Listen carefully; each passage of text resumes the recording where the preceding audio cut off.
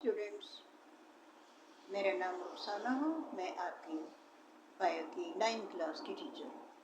जैसे कि आपको मालूम कि हमने कौन सा चैप्टर स्टार्ट किया हुआ है, 7th चैप्टर स्टार्ट किए, बायो एनर्जेटिक्स। जी, बायो एनर्जेटिक्स करने से पहले आपको मालूम है कि हमने पिछले लेक्चर में देख लिया था कि एनर्जी कितनी टाइप की होती है और एनर्जी किस फॉर्म में स्टोर होती है, किस फॉर्म में होती है, पोटेंशियल एनर्जी के फॉर्म में, जिसको हमने पीई से शो किया था।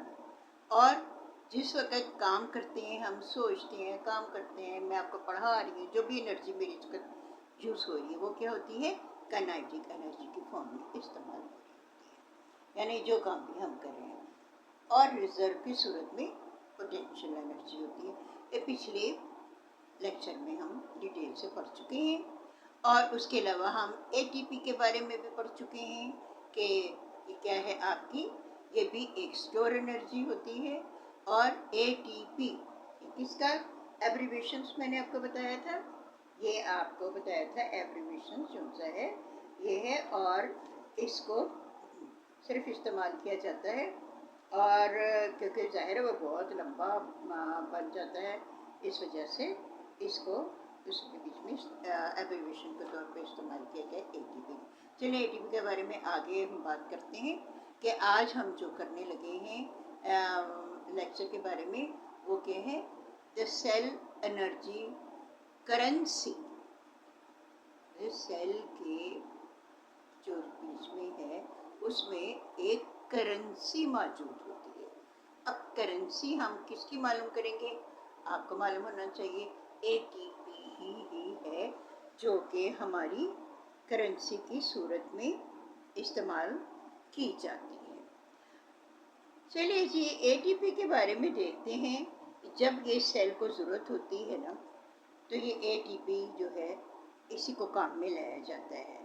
यानी इसके पास जो एनर्जी होती है वो बेसिकली क्या होती है, न्यूक्लियोटाइड होती है। आपको मालूम है डीएनए आरएनए में पाए जाते हैं। इसका नाम एटीपी क्या है, एडिनोसाइन ट्राइफॉस्फेट। अब जब आप इसको लिखेंगे तो काफ़ी लंबा बन जाता है, मैं भी आपको बता रही थी, तो इसलिए इसको एटीपी कहा जाता है। ठीक है जी। और ये एक हायर एनर्जी लेवल है हमारी बॉडी में। और एटीपी जो है न्यूक्लियोटाइड है जो कि हमारे जिस्म में एक एनर्जी का काम करती है। अच्छा, एनर्जी जो हमारी यूज़ होती है, आपको मालूम है वो किस तरह एनर्जी यूज़ होती है, हमारी मूवमेंट में, हमारी ग्रोथ में, सेल की डिवीजन में, मेटाबॉलिज्म, इस तरह की जो एनर्जी हमारी बॉडी में यूज़ होती है सारी, ये कहाँ से ली जाती है, एटीपी से ली जाती है। और जितने भी हमारे पौधे हैं या जानदार हैं वो एटीपी से डायरेक्ट एनर्जी हासिल करते हैं। कुछ तो एनर्जी को खुद इस्तेमाल करते हैं और कुछ जो उनसे वो एनर्जी को हासिल करते हैं। अच्छा जी, अब बात सिंपल ये है, आपको पहले मेरे ख्याल लेक्चर में मैं बता चुकी हूँ कि जो एनर्जी है never be created not be destroy, ना तो हम उसको तबाह कर सकते हैं एनर्जी को और ना ही पैदा कर सकते हैं। Not be created not be destroy का मतलब यही हो गया। अच्छा, इसके बाद ये एटीपी जो सा, ये तो आपको पता है एडिसन ट्राइफॉस्फेट है, लेकिन आपको पता होना चाहिए कि इसमें एक एडिसन जो सा है मोनोफॉस्फेट भी है। वो क्या होगा, जिस वक्त हम नीचे जाएंगे आपको डायग्राम में बताया जाता है, तो वो क्या है, मोनोफॉस्फेट हो जाता है। मोनोफॉस्फेट क्या होता है, एक होता है वो बीच में ना। अच्छा जी, एक होने की इसको क्या बोलेंगे, मोनोफॉस्फेट।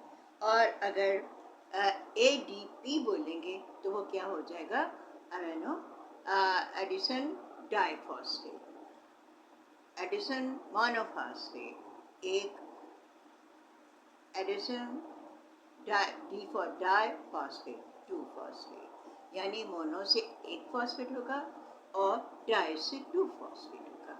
ये मैंने नीचे लिखे हुए आप देख सकते हैं इसमें भी, ठीक है। और ATP triphosphate, I mean 3 phosphate इसमें। अच्छा, अब ये जो डेफिनेशन है इसके अकॉर्डिंग कि this is the energy currency of all cell and it nucleotide called adenosine triphosphate. Mean ये एनर्जी एक करेंसी की सूरत में, जैसे पैसे जमा किए हुए होते हैं, आपने बिल देना है, आपने जो भी चीज़ें देनी हैं, घर में इस्तेमाल करने हैं, आपको पैसे लाने होते हैं, फ़ौरन ATM से पैसे निकाले और बैंक से निकाले और अपना खर्च में डाले, ठीक है। सेम हैपनिंग जो सी है ना, इट्स गोइंग टू इंजोर हमारी बॉडी में होती है कि जिस वक्त ज़रूरत पड़ती है एकदम से एनर्जी की, तो वो जल्दी यहाँ से एनर्जी निकाल के हम देते। अच्छा, अब इसके तीन कंपोनेंट्स हैं। अब इसके तीन कंपोनेंट्स कौन से हैं? मेन कंपोनेंट्स हैं 5 carbon ribose sugar. 5 carbon ribose sugar यानी कि आपको मालूम है वैसे तो ग्लूकोज में कितने होते हैं? C6H12 है ना, O6 होते हैं। लेकिन यहाँ हमें क्या चाहिए?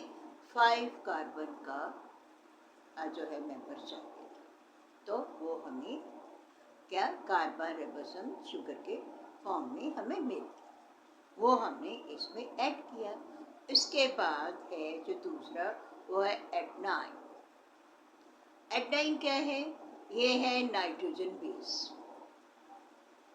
बेसिकली ये नाइट्रोजन बेस है।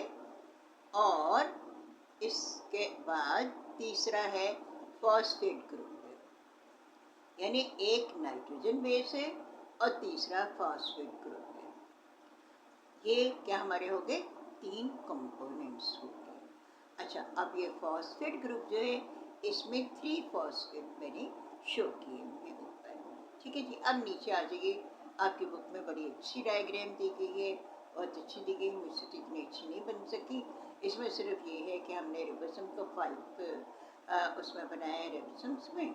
तो आप देखिए उसके बाद जिसके नाइट्रोजन बेस और रिबोस मिलेंगे आपस में, तो ये क्या बन गई? एंड्रोसाइन बन जाएगा, ठीक है। एंड्रोसाइन बनेगा।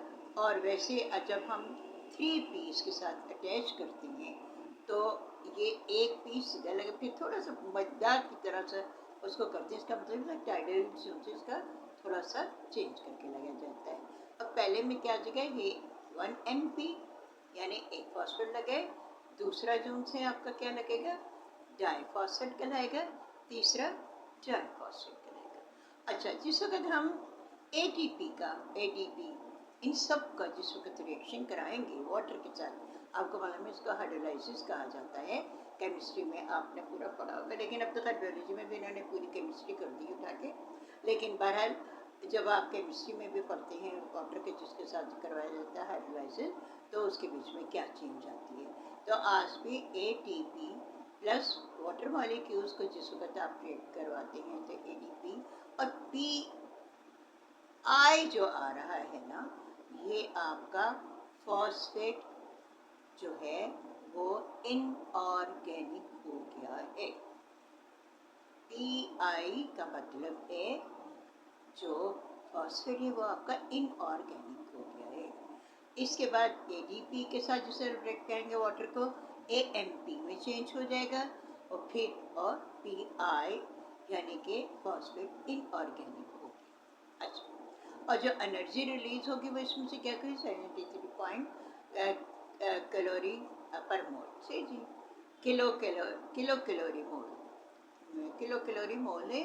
और ये आपका जो है PI, इसको मैं ज़रा आपको थोड़ा सा और डिस्क्राइब कर दूं कि जिस वक्त ये आपने इसको मतलब चेन के अंदर रखा है, जिस वक्त ये बाउंड के अंदर मौजूद है, यानी जिसमें ये हमारे बाउंड के अंदर मौजूद रहती है, तो उस वक्त ये कौन सी होती है?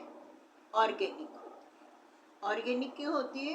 आपको मालूम है कि ये लिविंग थिंग्स के इस्तेमाल के लिए, यानी कि लिविंग थिंग है ना, हम भी लिविंग थिंग्स हैं, हम जानवर भी पौधे भी लिविंग थिंग्स में इस्तेमाल होती है। तो इसमें ये जो फॉस्फेट है उस वक्त ये ऑर्गेनिक फॉर्म में होती है।